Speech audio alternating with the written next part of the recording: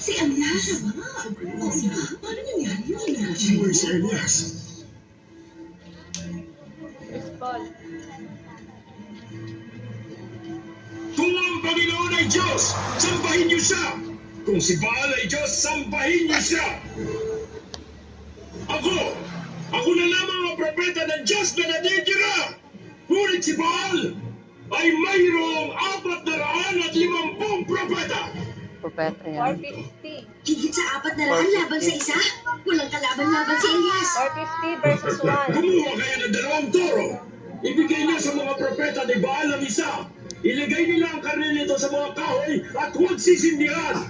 Ganon din ang gagawin ko sa isa pang toro. At hindi ko rin sisindihan ang ilalim nito. Tapos ay tawagin ninyo ang Diyos ninyo. At tatawagin ko rin ang aking Panginoon. Ang Diyos na tutugon sa pamamagitan ng apoy. Ay siya tunay na Diyos!